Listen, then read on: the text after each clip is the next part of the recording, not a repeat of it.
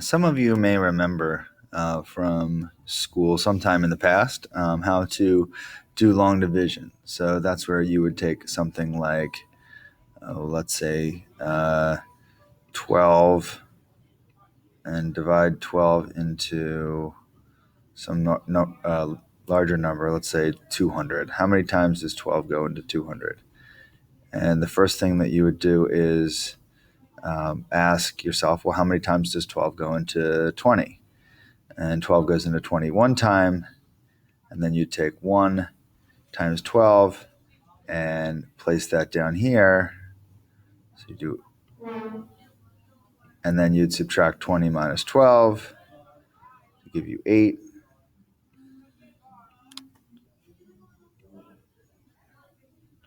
And then obviously 12 doesn't go into 8, but if you bring down the 0, 12 goes into 80.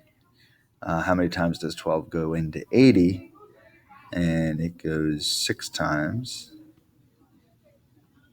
So then you multiply 6 times 12, and that gives you 72. And you subtract that, and you'd have 8 left over. So when you go to write your answer, we'd say it's 16 with a remainder of 8. And in fact, we can write that actually as a remainder of 8/12 or 2/3. So essentially your answer is 16 and 2/3.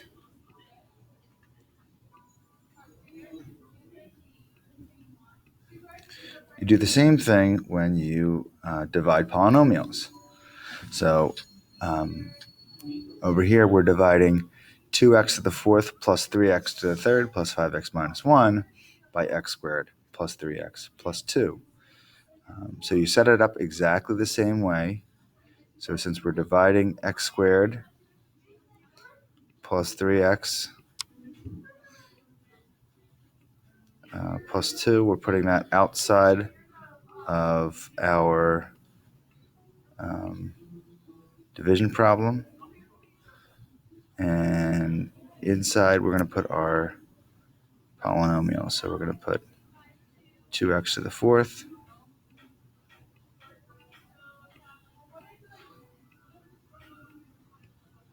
plus 3x to the third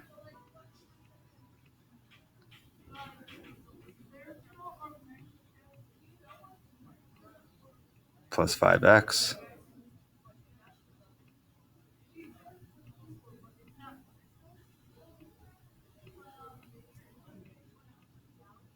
minus 1.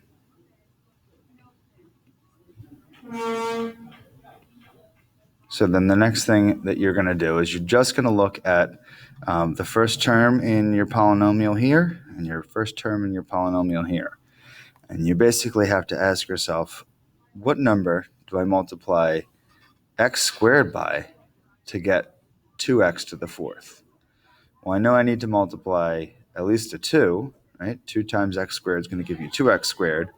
But in order to get x to the fourth power, I'll be multiplying by 2x squared.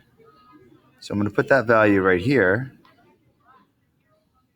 And then I'm going to multiply every single term in this number by 2x squared. So that gives me 2x to the fourth.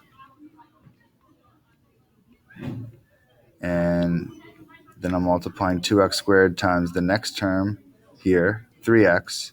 So 3 times 2 is 6. And then I'm adding the exponents. So x to the second plus or times x to the first is x to the third. And then I'm taking 2x squared times 2, and that's going to give me 4x squared. Now, since there isn't 4x squared in our problem, I'm actually going to, I can put it right here. But ordinarily, I'd leave a little bit of room in my problem in the top. So I'd basically move this over and then subtract. So I'm subtracting the number in the top from the number in the bottom. 2x to the fourth minus 2x to the fourth cancels out, which is kind of what you want to happen. And 3 minus 6 gives you negative 3 x to the third. And then we're going to bring down, since there's nothing to subtract 4x squared, we're going to bring down my 4x squared.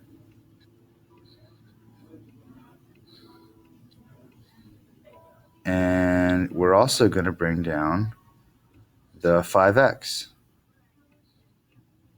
And we're going to do the exact same thing with our first term, our first polynomial here. But instead of looking at 2x squared, or 2x to the fourth, we're going to look down at this number.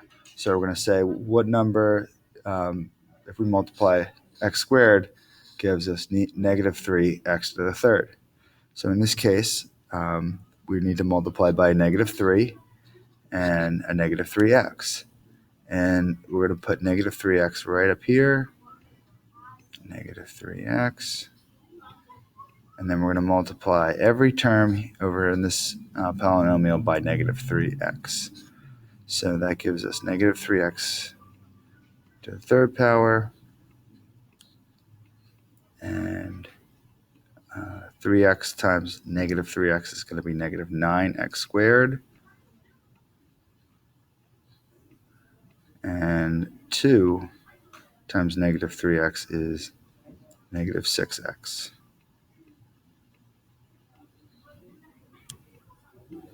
And then the same thing, we are going to be subtracting. So when you subtract, you're kind of adding the opposite. So what I did up here was I just put the negative outside the parentheses and then proceeded to subtract. But the other thing that you could do is, since we know I'm subtracting, I could just switch all of the signs to make it opposite. So I'm adding these, which is what I showed you how to do in class when we were subtracting polynomials. So the negative 3x to the third and the positive 3x to the third cancel out. 4x squared and 9x squared is 13x squared. And 5x plus 6x is 11x. And then I'm bringing down the last term here, which is 1, minus 1. And then I'm looking at these two numbers. So x squared, in order to get 13x squared, I need to multiply x squared by 13. So my last term will be 13. So I'll put plus 13 up here, positive 13. And now I have 13x squared.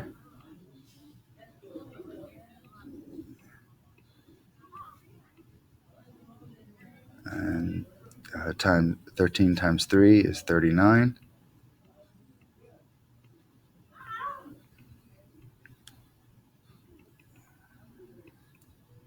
And 13 times 2 is 26.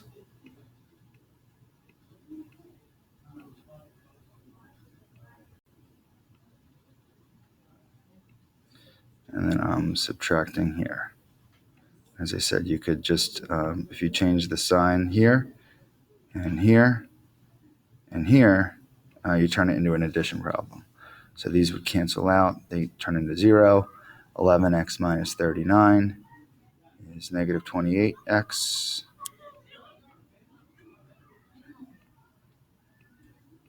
And minus 1 minus 26 is minus 27.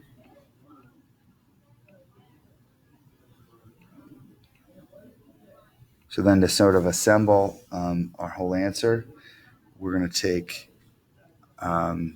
this 2x squared minus 3x plus 13, and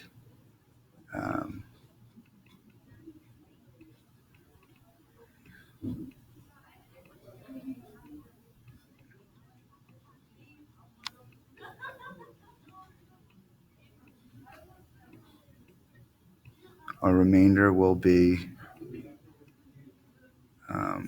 this over here.